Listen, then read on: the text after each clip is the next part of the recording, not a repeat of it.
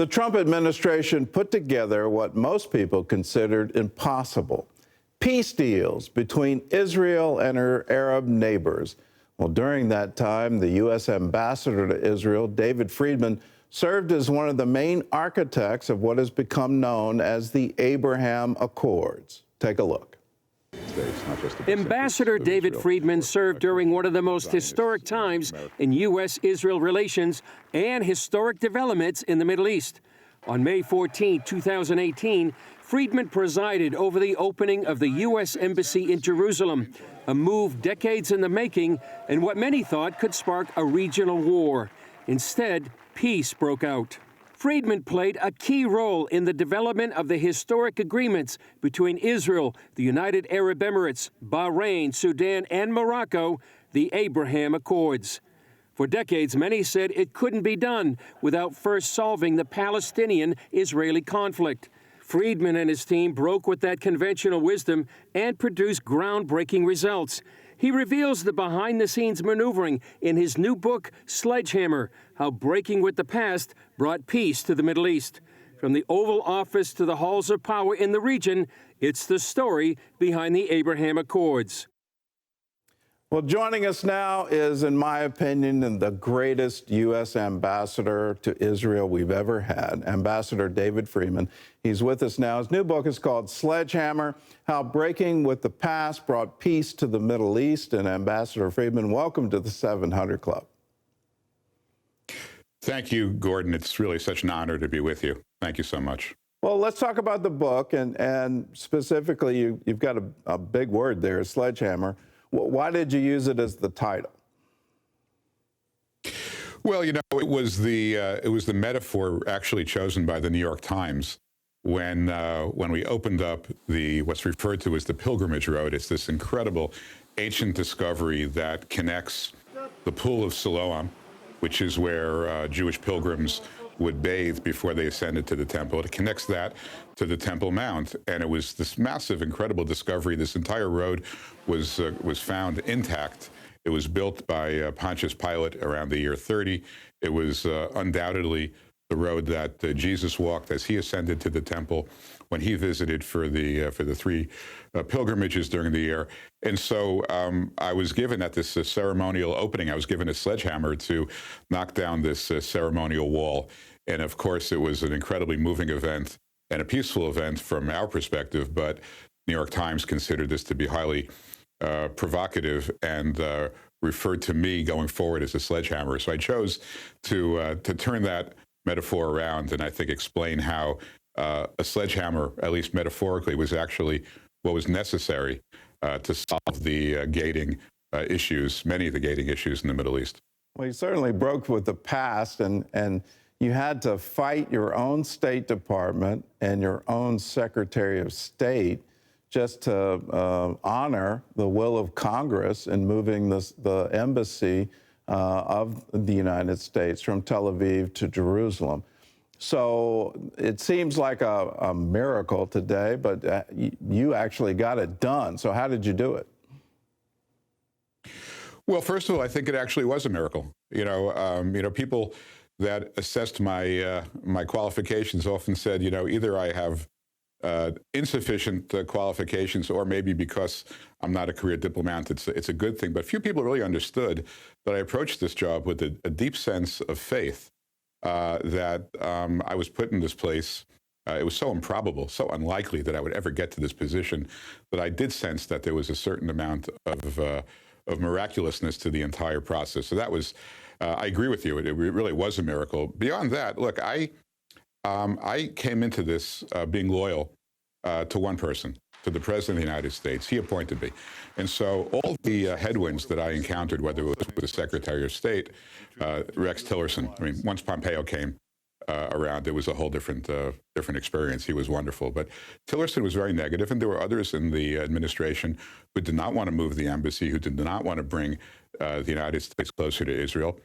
And my response to all of them is, you know, go tell it to the president. If he agrees with you, I'll follow his instructions. But I'm going to make a different case to the president, and I'm going to follow his instructions. I'm not working for any of you.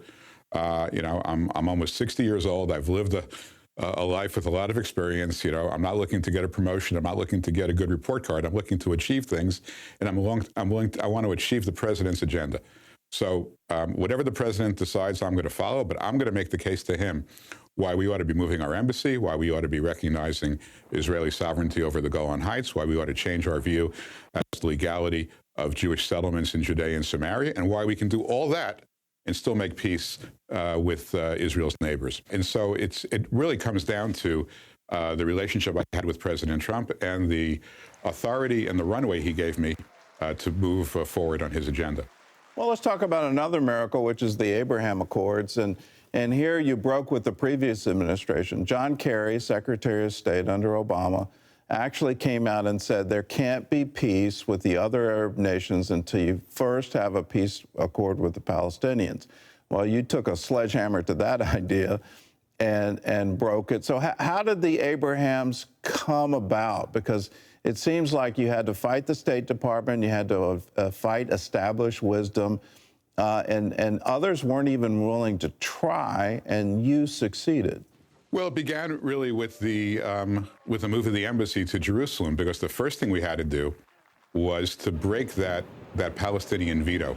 And look, we want to make progress in the region. We want Palestinians to have a better life.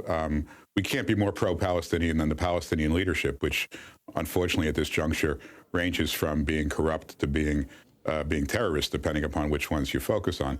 So we had to end that veto, which they've exercised very effectively for more than 50 years, of, you know, if they weren't on board, nothing moved forward. And by moving the embassy, the message we said was, look, the world's moving forward. The United States made a commitment to the State of Israel through the Jerusalem Embassy Act since 1995. It was endorsed by 425 members of Congress to move the embassy to Jerusalem. We're going to follow that because that's a commitment that the United States made to Israel, and it's a commitment that the president made during his campaign. And so the Palestinians began to realize that they didn't have a veto. And the world stood up and took notice, especially when moving the embassy did not result in any outbreak of violence. And we continued to show unprecedented support for the State of Israel, while at the same time, we stood with Israel, but we also had we had overtures to all these Arab countries. We became good friends to some of these countries. And I think what they recognized is that in this dangerous part of the world, what you really want is to be allied with the United States. Now, when they saw what a good friend we were to Israel, and a lot of them said, you know what, we want to have that kind of relationship with the United States as well. How do we become closer to the United States so that we can have that type of relationship? In all cases, the road led, at least in part, through Israel. We said, look, it's very hard for us to have this kind of relationship with you if you're going to be so hostile to our most cherished ally in the region. And so, through the U.S. sort of being the hub within a spoke of countries, all these countries came to view Israel not as a challenge, not as an adversary, but as an enormous opportunity and an ally. And it just really began with the U.S. taking in a principled, unapologetic stand with the State of Israel. Well, let's talk about the future then. What do you see as the future of the Abraham Accords? I've said on this program that the greatest enemy of the Palestinian people is the Palestinian Authority. As long as they want to hold on to some kind of dream that they can drive Israel into the sea, as long as Hamas is in control of Gaza, you're never going to see any kind of economy, any kind of future. It's always going to be hopeless. Do you see hope here for peace with the Palestinian Authority? And if so, how do we get there?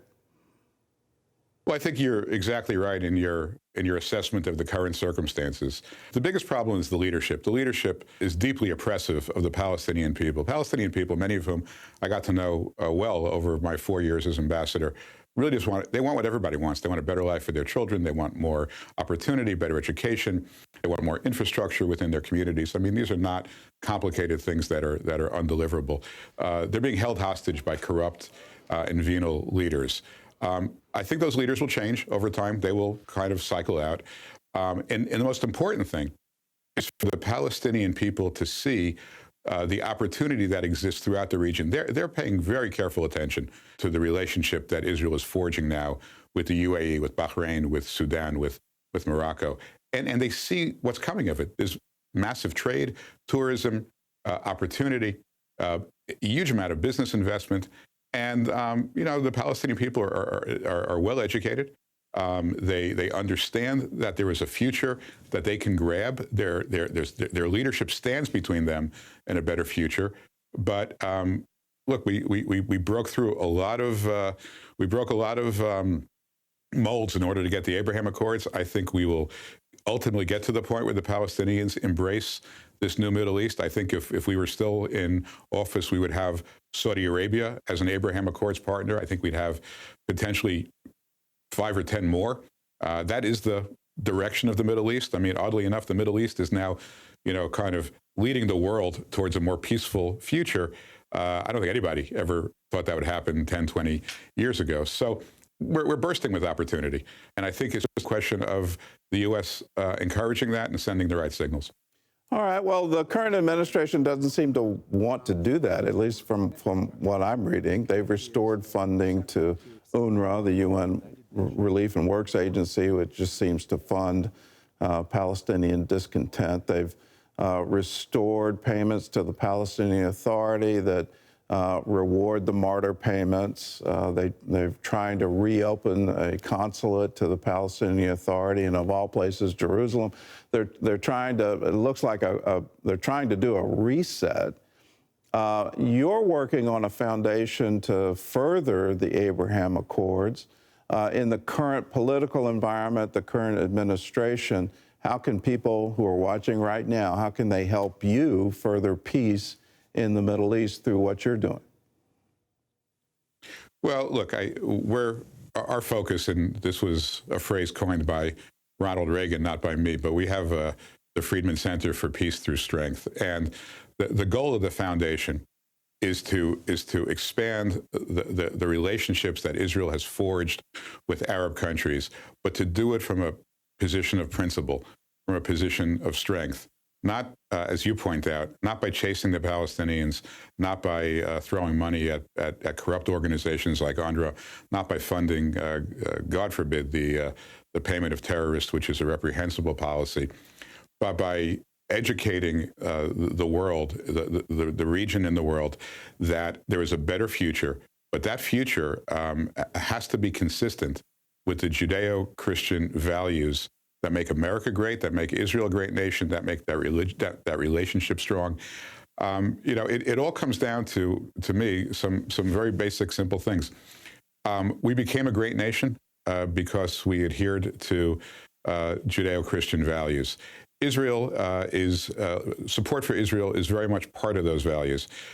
We can't be asked to compromise that. We have to live within those worlds, but unapologetically to show within that construct how there is a better world available to those who seek it, to those who approach Israel in good faith and wish to make peace. And I think that was the theme of the Abraham Accords, and we're going to continue to pursue that theme diplomatically, educationally, philanthropically, as best as we can. Well, Ambassador Friedman, thank you for your service. Thank you for all that you've done for Israel. Thank you for what you've done to me personally. My first trip, your first trip was in 1971. I beat you by 2 years. I was 11. My first trip was 1969. You've given me hope that there could be peace in the Middle East. Thank you for that. I thought it was impossible, but you showed not only is it possible, let's go out and achieve it. So thank you. Thank you for what you've done. Thank you for your life. And I hope soon you get another opportunity to be an ambassador to Israel again. So thank you. Well, I hope so too. And thank you for all you've done as well for America and for the state of Israel. All right. Well, the book is called Sledgehammer: How Breaking Through the Past Brought Peace to the Middle East. You can get it wherever books are sold, and I encourage you to do it. If you want to get a firsthand account of how things can change in Israel, get this book. We'll be back with more of the 700 Club right after this.